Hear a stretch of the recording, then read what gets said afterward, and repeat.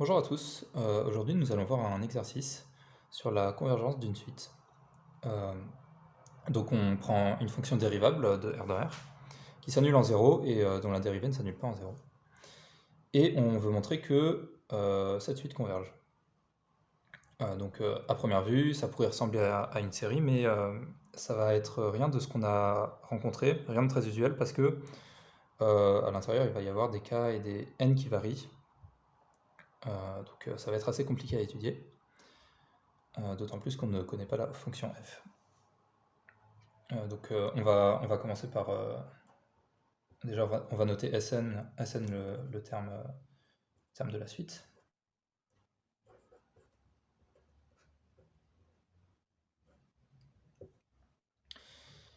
Et en fait on va remarquer que, comme dans les séries, on va pouvoir penser à un développement limité.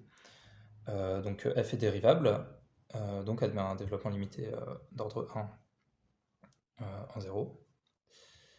Et ça va être bien pratique parce que le terme constant va s'annuler. Donc on a f de x qui vaut f de 0, donc qui va partir, plus f' de 0 sur 1, et plus quelque chose qui va tendre vers 0, quelque chose de négligeable devant x, pardon. Donc ça, on va pouvoir le réécrire, particulièrement ce terme, parce que c'est très peu exploitable sous cette forme, le petit o, pour ce qu'on va en faire.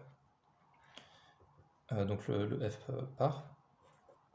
On a f' de 0 fois x. Et ce terme-là, on va l'écrire comme x que multiplie une suite une fonction qu'on va appeler phi par exemple, phi de x, avec phi de x qui va tendre vers 0 quand x tend vers 0. Donc voilà, donc ça c'est la définition de la négligeabilité en 0, ou même en n'importe quel point. Bon. Donc on va pouvoir remplacer cette expression dans cette somme. Comme c'est valable pour tout x, on peut remplacer par les k sur n carré. Donc Sn vaut la somme pour k variant de 0 à n f de k sur n carré.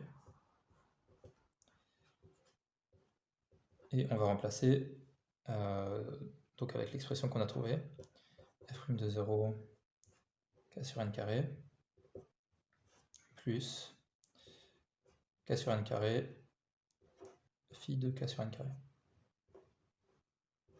Voilà, comme ceci. Et par linéarité de la somme finie, on va avoir donc k sur n. Ah oui, carrément.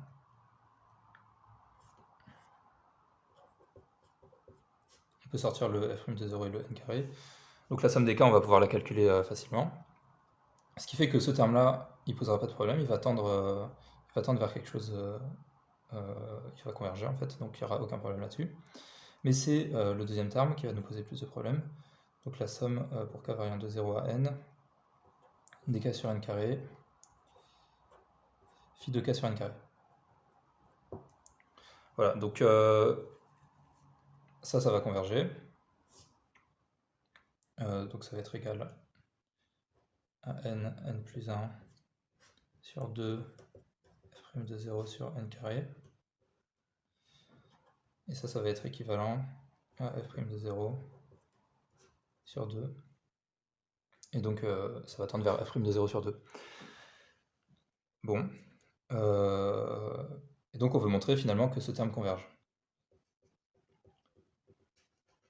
Et il converge forcément parce que s'il divergeait, la suite divergerait.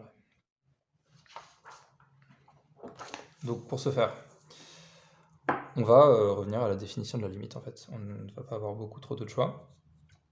Et on va montrer que la limite de ce terme vaut 0. Donc on fixe epsilon positif, et on va chercher un rang à partir duquel ce terme, qu'on peut appeler Wn, un rang à partir duquel ce terme sera en valeur absolue strictement inférieure à epsilon. Donc on sait que la seule information qu'on connaît pour le moment, c'est que phi de x tend vers 0 quand x tend vers 0. Donc on va traduire ça. Il existe un alpha positif, tel que pour tout x dans l'intervalle 0 alpha, phi de x en valeur absolue soit inférieur à epsilon. Bon, ça va être intéressant, parce que en fait, k sur n carré, comme k ne dépasse pas n, on va pouvoir le majorer. Et le majorer par 1 sur n, qu'on pourra majorer, lui, par alpha. Si on prend un n suffisamment grand. Donc pour tout n dans n étoiles, pour tout k entre 0 et n, on a que k sur n carré, comme k va être inférieur à n, ça va être inférieur à donc n sur n carré qui va faire 1 sur n.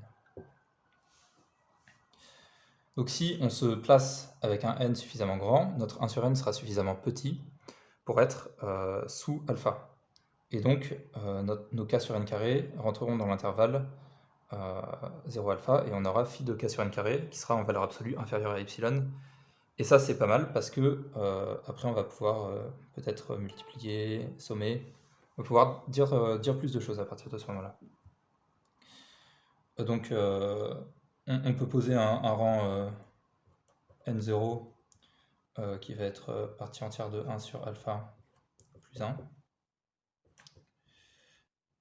Donc pour tout n supérieur à n0, on aura n qui sera supérieur à 1 sur alpha, par définition de la partie entière.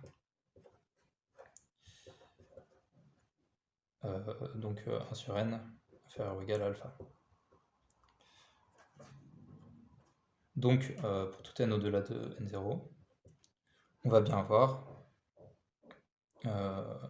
k sur n carré qui va être inférieur à 1 sur n, qui va être inférieur à alpha. Et ça va être bien, donc comme je l'ai dit, on va pouvoir remplacer dans l'expression.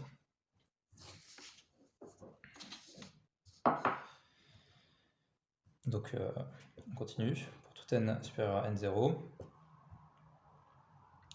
pour tout k dans... oui, donc là j'ai pas dit... Pour tout k entre 0 et n, bien sûr. On va avoir la valeur absolue de phi de k sur n carré qui va être inférieure à epsilon. Bon, c'est inférieur, oui, j'ai mis inférieur large, on peut... Ça change pas grand-chose. Et là, on va pouvoir, donc, pour retrouver l'expression qu'on voulait, c'était cette expression, on va pouvoir multiplier par k sur n carré et sommer. Donc, pour tout n supérieur à n0, pour tout k entre 0 et n, on va avoir k sur n carré phi de k sur n carré qui va être inférieur ou égal à epsilon sur n carré fois k. Et donc si on somme cette inégalité entre 0 et k, ça va nous donner que la somme qu'on voulait, donc la somme de k variant de 0 à n des k sur n carré phi de k sur n carré. En fait, ce ne sera pas exactement la somme qu'on voulait puisqu'on a des inégalités, enfin des valeurs absolues là, mais qu'on va pouvoir arranger avec l'inégalité triangulaire. Donc ça va bien marcher. Donc c'est presque la somme qu'on veut, qui est inférieure ou égale à epsilon n carré, somme des k. Et ça vaut epsilon n plus 1 sur 2 n carré. Donc ça va être équivalent à 1,5, et donc le tout va tendre vers epsilon sur 2.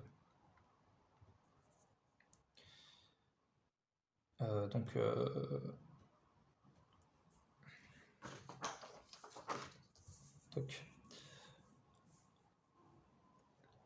on va continuer. Donc on dit que notre Wn en valeur absolue, on peut le réécrire, c'est somme de k variant de 0 à n, k sur n carré, phi de k sur n carré. il va être inférieur ou égal à ce qu'on a trouvé là, par l'inégalité triangulaire.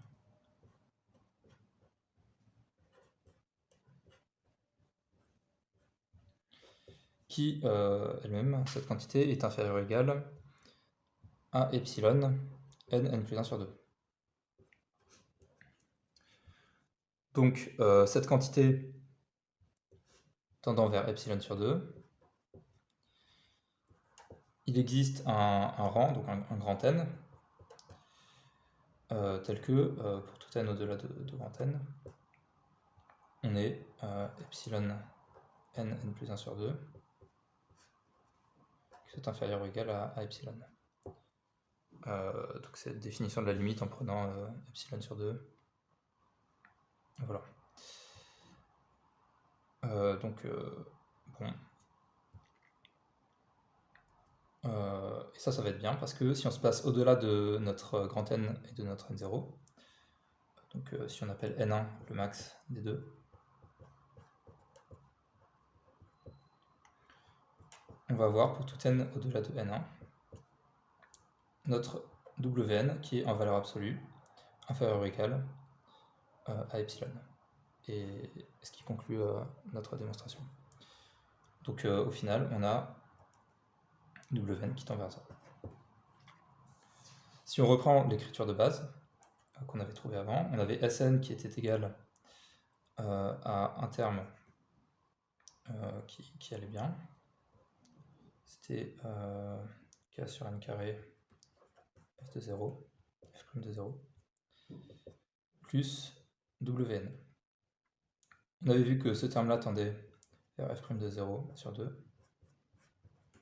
Et ce terme-là tend vers 0. Donc au final, Sn tend vers f' de 0 sur 2.